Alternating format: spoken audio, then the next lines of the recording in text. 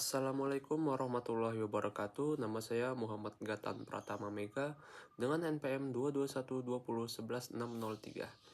Jadi di sini saya akan menjelaskan salah satu contoh peraturan daerah yang ada di Lampung yang masih berlaku di tahun 2019 sampai 2024.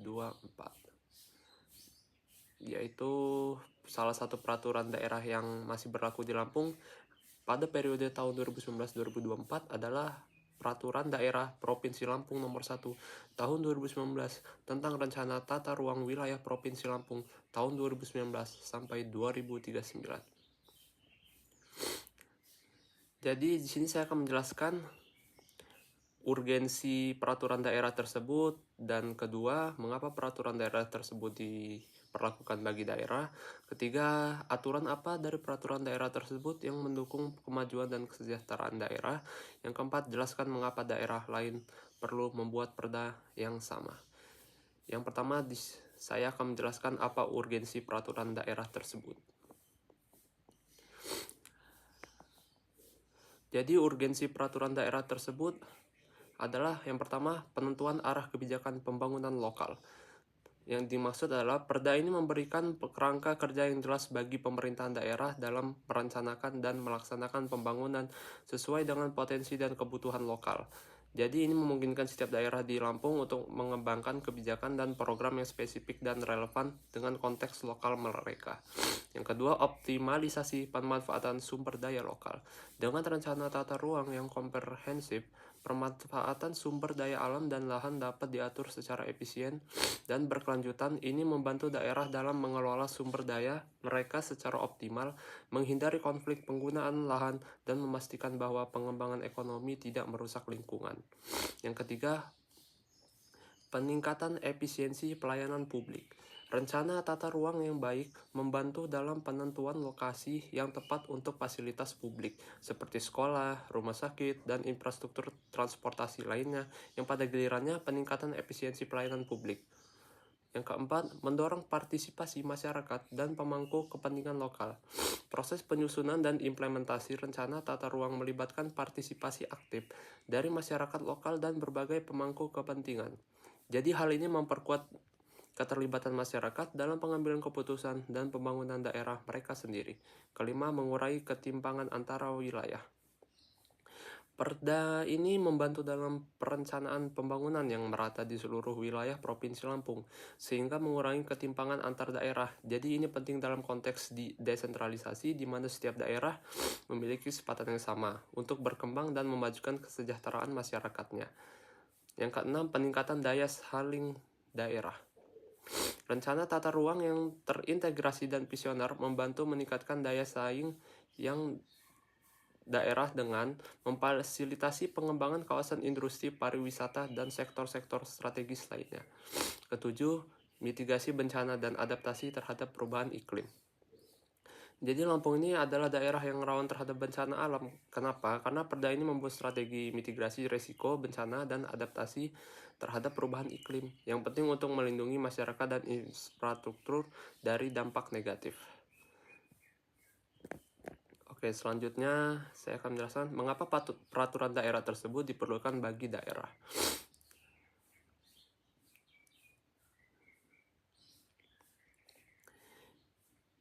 Jadi Peraturan Daerah Nomor 1 Tahun 2019 tentang Rencana Tata Ruang Wilayah Provinsi Lampung tahun 2019 sampai 2039 sangat penting bagi daerah karena memberikan kerangka dasar untuk pembangunan dan pengelolaan wilayah secara terstruktur dan berkelanjutan. Ya, di sini saya akan menjelaskan mengapa peraturan daerah ini diperlukan bagi Provinsi Lampung. Yang pertama, panduan untuk pembangunan berkelanjutan. Jadi perda ini mengarahkan pengembangan wilayah Lampung secara berkelanjutan, yang dimaksud dengan mempertimbangkan keseimbangan antara kebutuhan pembangunan ekonomi dan pelestarian lingkungan. Tanpa panduan yang jelas, pembangunan dapat menjadi tidak terkontrol, merusak lingkungan, dan mengabaikan kesejahteraan jangka panjang masyarakat. Yang kedua, pengelolaan sumber daya yang efisien. Lampung memiliki berbagai sumber daya alam dan ekonomi yang perlu dikelola secara efisien dan adil. Jadi perda ini mengatur penggunaan lahan, air, dan sumber daya lainnya, memastikan bahwa pemanfaatannya mendukung pembangunan dan kesejahteraan masyarakat tanpa mengorbankan kebutuhan generasi mendatang. Ketiga, mencegah konflik penggunaan lahan. Perda ini membantu mengurangi potensi konflik antar berbagai sektor dan pemangku kepentingan yang berkepentingan atas penggunaan lahan dengan pengaturan zona yang jelas untuk pertanian, industri, pemukiman, dan kawasan konservasi. Konflik antar penggunaan lahan dapat diminimalkan. Yang keempat, meningkatkan kualitas hidup masyarakat. Perencanaan tata ruang yang baik membantu dalam penyediaan infrastruktur dan layanan publik seperti jalan sekolah dan fasilitas kesehatan. Hal ini meningkatkan aksesibilitas dan kualitas hidup masyarakat yang merupakan tujuan utama pembangunan daerah. Kelima, menarik investasi dan meningkatkan daya saing daerah. Rencana tata ruang yang terencana dan jelas membuat daerah lebih menarik bagi investor. Investasi lebih cenderung masuk ke daerah yang memiliki kebijakan tata ruang yang stabil dan mendukung perkembangan bisnis, seperti kawasan industri yang terencana dengan baik atau zona ekonomi khusus. Yang keenam, mitigasi risiko bencana. Lampung adalah daerah yang rawan terhadap berbagai bencana alam seperti gempa bumi, banjir, dan erupsi gunung berapi. Perda ini menyertakan kebijakan mitigasi risiko bencana yang membantu mengurangi dampak bencana dan mempersiapkan daerah untuk menghadapi potensi bencana secara lebih baik. Yang ketujuh, mendorong partisipasi masyarakat dan transparansi. Jadi perda ini mengharuskan proses perencanaan tata ruang yang melibatkan partisipasi masyarakat dan pemangku kepentingan lokal. Ini mendorong transparansi dan keterlibatan warga dalam pengambilan keputusan, sehingga kebijakan yang dihasilkan lebih inklusif dan responsif terhadap kebutuhan lokal. Yang ke-8, mendukung pelaksanaan otonomi daerah. Dalam konteks otonomi daerah, setiap daerah diberi wewenang untuk mengatur dan mengelola urusan pemerintahannya sendiri. Perda ini memberikan alat bagi pemerintah Provinsi Lampung untuk merencanakan dan mengelola pembangunan wilayah secara mandiri sesuai dengan kebutuhan dan karakteristik lokal. Kesembilan, konsistensi dan kepastian hukum. Perda ini memberikan landasan hukum yang kuat dan konsisten untuk semua kegiatan yang terkait dengan penggunaan lahan dan pengembangan wilayah. Ini memastikan bahwa semua pihak baik pemerintah, masyarakat, maupun investor memiliki kepastian dalam perencanaan dan pelaksanaannya proyek-proyek pembangunan. Yang ke-10, pencegahan dan pengendalian dampak lingkungan. Dengan menetapkan zona konservasi dan area penggunaan yang dibatasi, perda ini berfungsi sebagai instrumen penting dalam pencegahan dan pengendalian dampak lingkungan negatif. Jadi hal ini esensial untuk menjaga ekosistem dan kualitas lingkungan hidup di Provinsi Lampung. Pertanyaan ketiga, aturan apa dari peraturan daerah tersebut yang mendukung kemajuan dan kesejahteraan daerah? Jadi peraturan daerah Provinsi Lampung nomor 1 tahun 2019 tentang rencana tata ruang wilayah Provinsi Lampung tahun 2019-2039 ini aturannya yang pertama, pengaturan zonasi wilayah pemilihan zona untuk fungsi yang berbeda. Perda ini menetapkan berbagai zona berdasarkan fungsi seperti zona pemukiman, zona industri, zona pertanian, dan zona konservasi. Pengaturan ini mendorong pembangunan yang terorganisir, mencegah konflik antar pengguna lahan, dan memastikan setiap zona digunakan sesuai dengan potensi dan kebutuhan lokal. Pembangunan kawasan strategis, identifikasi kawasan strategis untuk pengembangan ekonomi seperti kawasan industri, kawasan pariwisata, dan zona ekonomi khusus, membantu menarik investasi dan menciptakan lapangan kerja baru. Yang kedua, pengembangan infrastruktur dan transportasi, rencana pengembangan jaringan transportasi. Perda ini mencakup pengembangan infrastruktur transportasi yang efisien seperti jalan raya, jalur kereta api, pelabuhan, dan bandara. Infrastruktur transportasi yang baik meningkatkan konektivitas pendukung mobilitas barang dan orang dan mendorong pertumbuhan ekonomi daerah. Penyediaan infrastruktur dasar, penyediaan fasilitas publik seperti air bersih, sanitasi, listrik, dan telekomunikasi di seluruh wilayah Lampung, termasuk di daerah terpencil, meningkatkan kualitas hidup masyarakat dan mendukung pembangunan sosial ekonomi. Yang ketiga, pengelolaan dan konservasi sumber daya alam. Konservasi dan pengelolaan sumber daya alam perda ini mengatur area yang harus dilindungi seperti hutan lindung, kawasan resapan air, dan kawasan pesisir. Perlindungan ini penting untuk menjaga ekosistem lokal, mengurangi risiko bencana lingkungan, dan mendukung keberlanjutan jangka panjang. Pemanfaatan lahan pertanian, pengaturan khusus untuk mempertahankan lahan pertanian produktif dan mencegah konservasi lahan yang tidak terkendali, membantu dalam mempertahankan ketahanan pangan dan mendukung ekonomi lokal berbasis agraris. Yang keempat, peningkatan kualitas dan kapasitas pemukiman. Pengembangan pemukiman yang terencana, penyediaan dan pengembangan pemukiman yang layak, aman, dan terjangkau untuk masyarakat. Jadi ini termasuk perencanaan kawasan perumahan baru dan peningkatan kualitas pemukiman yang ada untuk memenuhi kebutuhan populasi yang berkembang. Yang kelima, penguatan ekonomi lokal dan pariwisata. Pengembangan kawasan pariwisata, identifikasi dan pengembangan kawasan pariwisata yang memiliki potensi tinggi. Perda ini mendukung pembangunan fasilitas dan infrastruktur pariwisata yang dapat menarik wisatawan baik domestik maupun internasional, yang pada gilirannya meningkat pendapatan daerah. Yang keenam, mitigasi risiko bencana dan perubahan iklim. Zonasi untuk pengurangan risiko bencana mengatur pembangunan di kawasan rawan bencana seperti zona gempa, banjir, atau longsor. Aturan ini penting untuk melindungi masyarakat dan infrastruktur dari kerusakan akibat bencana alam.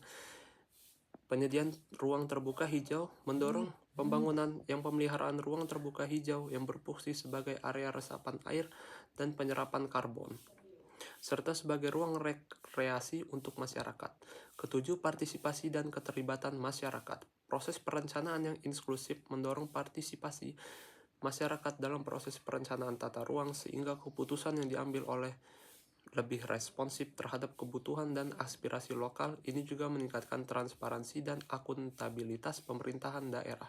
Pendidikan dan kesadaran publik meningkatkan kesadaran masyarakat tentang pentingnya perencanaan tata ruang dan bagaimana mereka dapat berkontribusi dalam pengelolaan ruang wilayah. Yang ke-8, konsistensi dan kepastian hukum. Penetapan batasan yang jelas. Aturan yang menetapkan batasan yang jelas bagi berbagai penggunaan lahan dan pembangunan membantu memberikan kepastian hukum bagi pemerintah, masyarakat, dan investor. Ini meminimalkan konflik dan memastikan bahwa pembangunan berjalan sesuai dengan rencana yang telah ditetapkan. Jadi pertanyaan keempat, jelaskan mengapa daerah lain perlu membuat perda yang sama. Nah, membuat peraturan daerah perda seperti Peraturan Daerah Provinsi Lampung Nomor 1 Tahun 2019 tentang Rencana Tata Ruang Wilayah sangat penting bagi daerah lain di Indonesia. Kenapa? Karena menyediakan kerangka perencanaan yang terstruktur untuk pembangunan yang berkelanjutan dan terintegrasi. Jadi di sini saya akan menjelaskan alasan mengapa daerah lain perlu membuat perda yang serupa. Yang pertama, pengelolaan pembangunan yang terencana dan terarah. Menjamin pembangunan yang konsisten, perda ini membantu dalam menciptakan konsistensi dalam pengelolaan dan pengembangan wilayah. Tanpa aturan yang jelas, pembangunan dapat menjadi tidak terkontrol dan acak yang dapat merusak lingkungan dan mengganggu tatanan sosial ekonomi. Perencanaan jangka panjang. Jadi dengan adanya perda yang menetapkan rencana tata ruang untuk jangka panjang, daerah dapat mengantisipasi dan merencanakan kebutuhan infrastruktur, pemukiman, dan layanan publik di masa depan.